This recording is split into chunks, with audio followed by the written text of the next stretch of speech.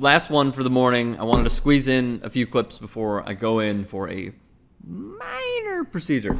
Long story short, we'll talk about it later when I get back. So Kyrie Irving has said many times through the media and, Stephen A, 15-minute rant, it's all bullshit. It's all smoke and mirrors. Don't listen to him. Listen to us because we'll give it to you real. And we're not going to threaten players. Kyrie Irving has listed a few teams, as we know, that he wants to get traded to. One of those being the San Antonio Spurs, the New York Knicks, the Miami Heat, and the Minnesota Timberwolves. Now, what I wanted to do is explore the Minnesota Timberwolves and what exactly they could give in return to the Cleveland Cavaliers, knowing that this window is closing for LeBron James' tenure most likely in Cleveland unless they win. What an ultimatum. Like a bad girlfriend. So Minnesota, the question is, who do they let go?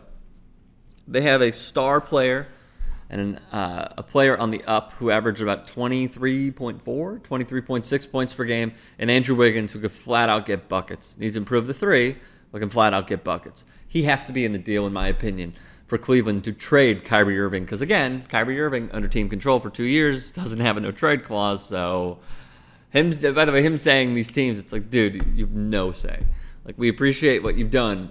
You still don't have a say on where you go because you're under our control and you signed that contract. So, Dan Gilbert said that he's going to be at camp. What I wanted to do is explore the trades that could potentially be. So here's what I came up with. In the Minnesota deal, Andrew Wiggins has to be there. And Karl Anthony Towns is untouchable, so it doesn't matter. Plus, the Cleveland Cavaliers have Tristan Thompson, nowhere near the level of the Cat. Not many are, so nonetheless, the Cat is untouchable. So in the Minnesota deal, what I found was that Andrew Wiggins needs to go, Kyrie Irving would go, and the other player to try and help out this deal as much as possible is Gorgui Dieng. However, I would want a third team to get into this deal, and I'll get into that in a moment. Let's just say hypothetically this was to be. It's not enough for Cleveland to accept, so Minnesota would have to send cash and picks. And here's the other huge question mark. What sort of picks would Minnesota be able to send if their team is that good that they start Kyrie Irving, Jimmy Butler, and the Cat? Probably not great because they're going to be a contender in the West, not necessarily the 1 seed, but they'll contend. So they would have to throw in my opinion, 2 first-round picks in order for Cleveland to accept or at least entertain the offer. So, again, they likely want a third team. I know of the perfect team, and it is right here in Chicago, Illinois, because the Bulls want to suck. They want to be terrible. They want to be in the lottery. They want to have a top 5 to top 3 pick, more likely the latter. So they don't want anything that will hinder them being bad and sucking. All right, the Cubs logo was try not to suck. Well, they are trying to suck, are the Bulls. So it's very clear that Dwayne Wade opted into his contract because he's getting paid over $23 million. I think it's 23.6. And he hates this team. He hates the front office along with many others, but he loves that they gave him money. So it's a double-edged sword of hate and love.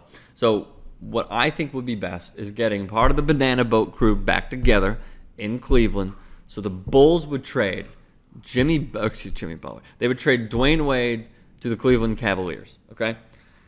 The Cavs would get Andrew Wiggins from Minnesota. The Minnesota Timberwolves would get Kyrie Irving and Iman Shumpert, so that way you offset the pay. And the Bulls would get Gorgui Dieng, Adrian Payne, and a pick each, maybe even 2 from one club, in order to give away Dwayne Wade. Now, what I would likely say is they could get a first-round pick here and potentially a first-round pick there, or they can get a first and 2 second-round picks. Regardless, they're trying to be bad. I cannot emphasize that enough.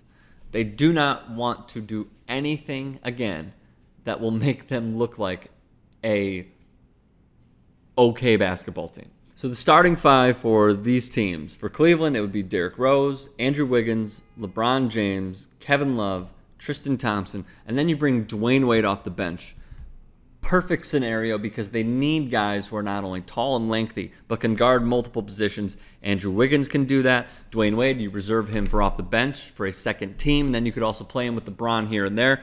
And now you have Wiggins, LeBron, and Dwayne Wade, 3 players that can not only get buckets, but could also play defense and you lock up, well, not lock up, you try and limit Kevin Durant with LeBron James, you put Andrew Wiggins on Klay Thompson, and then you could potentially put, you put Dwayne Wade on Klay Thompson, and you put Andrew Wiggins on Steph Curry. I like their chances way better, and you could still get a ton of good shots, good-looking shots as well with those guys. And if you wanted to, with the second team, you could put LeBron and Kyle Korver and Dwayne Wade and a few others, and you could still be solid. So I actually do like this trade a lot for Cleveland if it were to happen.